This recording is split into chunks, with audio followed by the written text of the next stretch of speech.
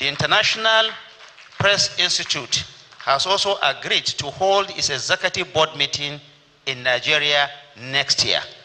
These are all good things happening to our country, in addition to so many other things happening from other parts of the world. Gentlemen and ladies of the press, let me welcome you once again to this briefing. And I must appreciate you for turning out in large numbers, even at a very short notice. This, to me, goes a long way to indicate the seriousness and the commitment of the Nigerian media towards the Nigerian project. We are indeed very grateful for your presence. The government of President Bola Ahmed Tinubu is well appraised of the level of anxiety created by the designation of our country as a country of particular concern, or CPC, by the US government, and the threats of military action by the President of the United States, following a wrong perception and misrepresentation of the security challenges in our country.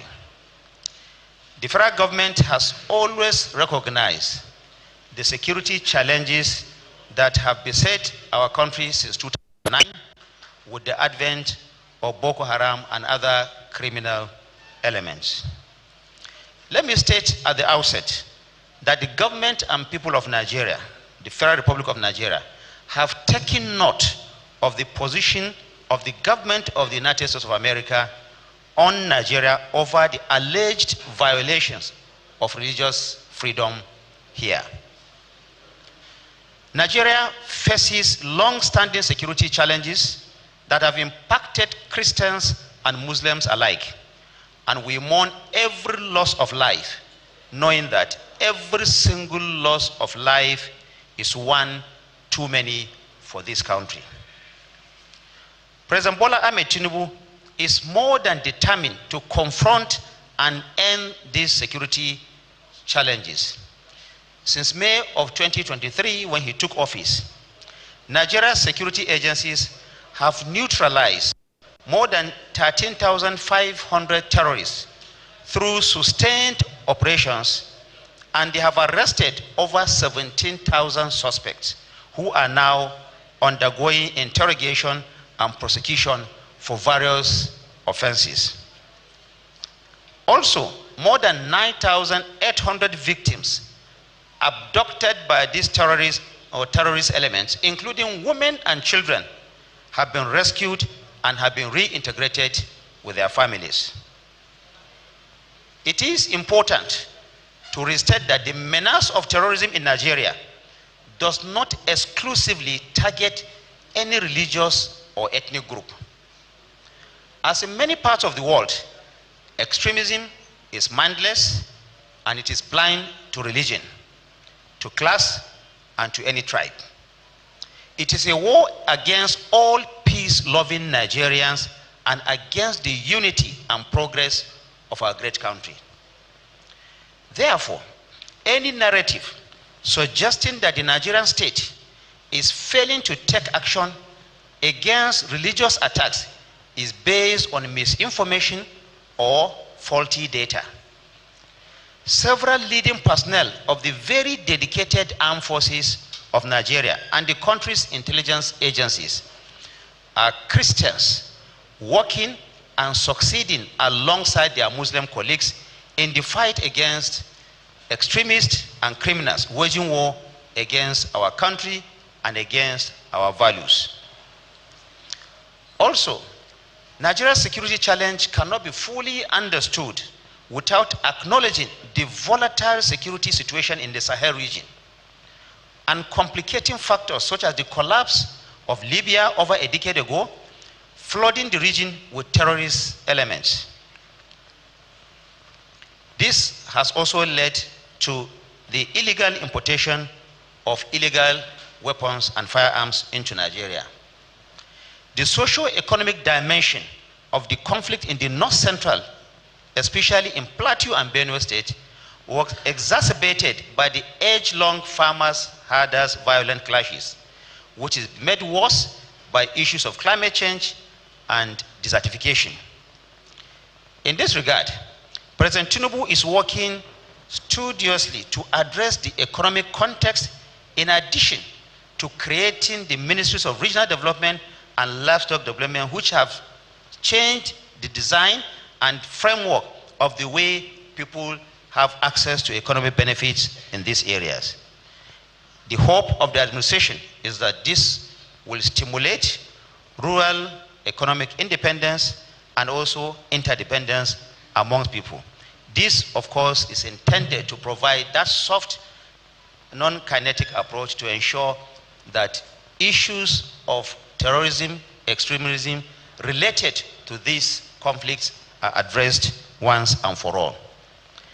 The recent change in service chiefs by the president, which, by the way, happened even before this designation by the United States of America, and the subsequent realignment within the armed forces of Nigeria and other security agencies, reflect President Bola Tinubu's determination to reinvigorate Nigeria's security architecture. This strategic overhaul is designed to infuse fresh energy, innovation, and accountability into our national defense and intelligence systems. The mission is to deliver better results, strengthen coordination among the services, and stamp out terrorism and violent crime in every part of Nigeria. The President's directive is unequivocal to the armed forces. He said that every inch of the Nigerian territory must be secured, and every citizen must live free of fear wherever they may find themselves in this country. This regional dimension underscores why Nigeria continues to champion greater cooperation within the ECOWAS sub-region, the African Union, and with other international partners, including the United States of America, to stabilize the Sahel region and cut off transnational lifelines for terrorism to thrive. Our military and other security agencies are winning the war on terrorism, and the results in the past years, and most especially in the last 2 years of the Tinubu leadership, are real, and they are also remarkable. Of course, we know that challenges continue to exist, and the President is not shying away or running away from them. Rather, they are being confronted headlong to ensure that we all live a country that is free from this criminal activity. We have made stringent efforts in curtailing access to small arms and light weapons by non-state actors. Security agencies have recovered and destroyed over 5,000 military-grade rifles. They have also intercepted over 20 gun-running networks in the past few months. This administration has made multi-million-dollar investments in modernized equipment for our security agencies and has increased the defense and security budget to ensure that they carry their duty more efficiently. The President has always given the military his absolute support, and I assure you that there is the political will to remove the last vestiges of the menace of terrorism in our country. In the last 2 years, significant progress, to give you an example, has been made in the war against terrorism across the Northwest, Northeast, Southeast, North Central, and other parts of this country. Within this period, the number of terrorism-related attacks has plummeted. In March, a report, and I want you to listen to this. In March this year, a report by the Global Terrorism Index indicated that terrorist attacks were at their lowest in over a decade in Nigeria. The Nigerian government did not say this. It is also the international community represented by the Global Terrorism Index that has given out this information. In the last 8 months, the Nigerian military, like I said, have neutralized over 592 terrorists in Borno State alone. Many of them,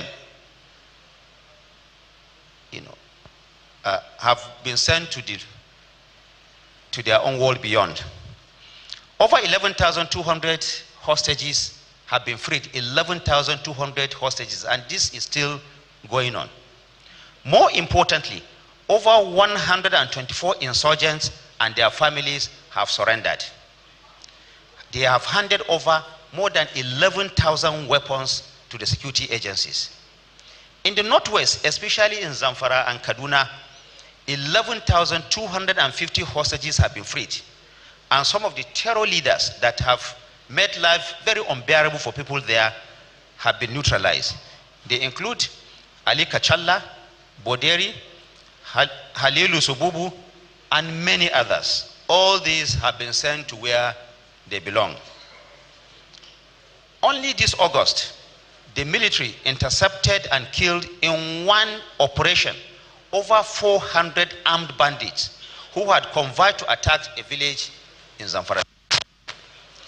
In the southeastern part of the country, terror attacks have been reduced by almost 80% in the last 2 years through the joint effort of our security agencies. In the north central, many of these criminal elements have been neutralized. Many arrests have been made. The government is ratcheting up its effort to ensure that more robust security in the north central is provided as new threats continue to emerge. Let us also note that less than 2 months ago, 2 internationally acclaimed terrorism suspects, Mahmoud Muhammad Usman and one Abubakar Abba, who are wanted not just by Nigeria, they are wanted by the international community, including the United States, are currently undergoing prosecution after their arrest by a great coordination by our security agencies and the armed forces. The 2 are believed to be the leaders of Jama'atu Ansar Muslimina fi Bidali Sudan, commonly known as Ansaru. It is Nigeria's Al-Qaeda affiliate. They were captured, like I said, in a high-risk, intelligence-led counter-terrorism operation only a few months ago, and this has been welcomed by the international community. The arrest of these people have marked a turning point in our ongoing operations against terrorism. Usman, the self-styled emir of Ansaru, allegedly coordinated various terrorist sleeper cells across Nigeria. He is also believed to have masterminded several high-profile kidnappings and robberies, the proceeds of which were used to finance terrorism over the years. That has been cut off by this singular operation. And Abba, Usman's chief of staff and deputy, is alleged to have led the so-called Mahmudawa cells, which operated around the Kainji National Park, located on the border between the states of Niger and Kwara, as well as on the border with Niger, with Benin Republic. Another terror suspect, Khalid Al-Barnawi, accused of being the mastermind of the August 26, 2011 bombing of the UN complex in Abuja, in which 20 people were killed and more than 70 others injured, is also facing prosecution. Captured in 2016, Al-Barnawi is facing trial along with 4 other terror suspects, Mohammed Bashir Saleh, Umar Mohammed Bello, also known as Detti, Mohammed Salisu, and Yakubu Nuhu, also known as Bello Maishai. On August 11, 5 terror suspects were arraigned before a federal high court in Abuja over their alleged involvement in the June 5, 2022 attack on the St. Francis Catholic Church, Owo, in Ondo State, southwest Nigeria. Also undergoing trial as the suspect arrested in connection with the Yelwata massacre. You remember the Benue incident in Yelwata in Benue State, in Guma local government area, on June 13 this year, 2025, where dozens of people were killed and about 107 were injured. This drew worldwide condemnation. On June 24, after a sweeping operation, 26 suspects in connection with this massacre were arrested. In August of this year, terrorism-related charges were filed before the Federal High Court in Abuja against this suspect. There are hundreds of other suspects under the military's protective custody whose cases are being handled by the Office of the Attorney General of the Federation in accordance with our laws. So far, 125 of the terrorists have already been convicted. The various arrests and trials of terrorism suspects showed that Nigeria's security agencies have been diligent in dealing with the perpetrators of terror in the country.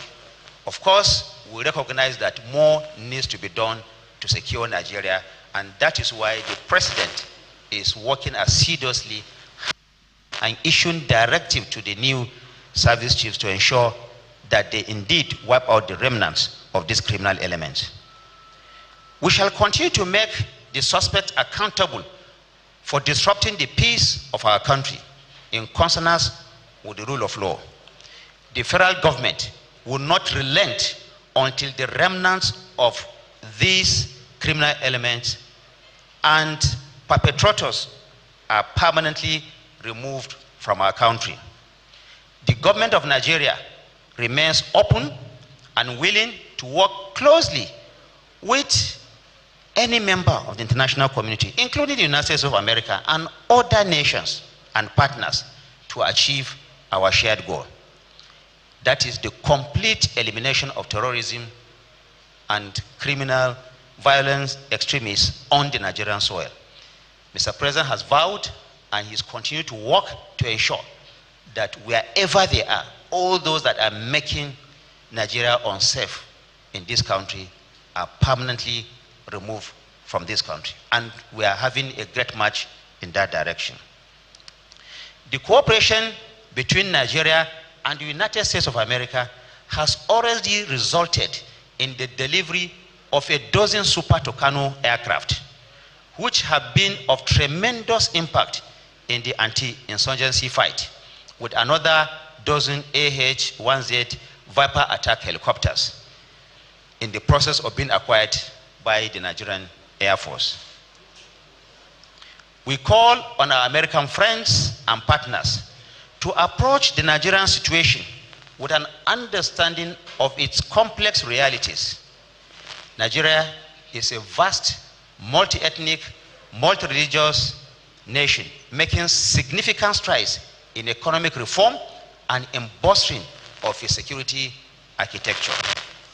We believe that constructive engagement is the surest and most effective way to achieve peace and stability, not only in Nigeria, but in any part of the world. Nigeria welcomes dialogue, we welcome cooperation, we also welcome support from foreign nations, including the United States of America, in addressing our shared security concerns. We warmly invite all our partners, both domestic and international, to join us in this noble endeavor, anchored on trust, on collaboration, and also based on mutual respect. The President Tinubu administration remains ever faithful and committed to its duty of securing our nation and its people. We want to assure Nigeria and Nigeria that the country is indeed in capable and steady hands under President Bola Ahmed Tinubu, who is leading the charge to boost our economy, to strengthen our military and intelligence capabilities, and lead the country towards greater and shared prosperity for everyone. On the current misreading and misjudging of the reality of Nigeria's true security situation by the United States, President Tinubu is taking the lead to resolve all areas of misunderstanding through all available diplomatic and political channels, just as the federal government welcomes more collaboration, assistance, and partnership with all our foreign partners, including the United States of America. Nigeria, indeed, is not running away from the fact that, yes, indeed, we have this big security challenge. And therefore, we welcome all our partners, all our friends, from wherever they may be, to please come and join hands with us in the understanding of our situation and also in helping us to get rid of this menace. I want to thank you for your attention. May God bless the Federal Republic of Nigeria. Thank you very much.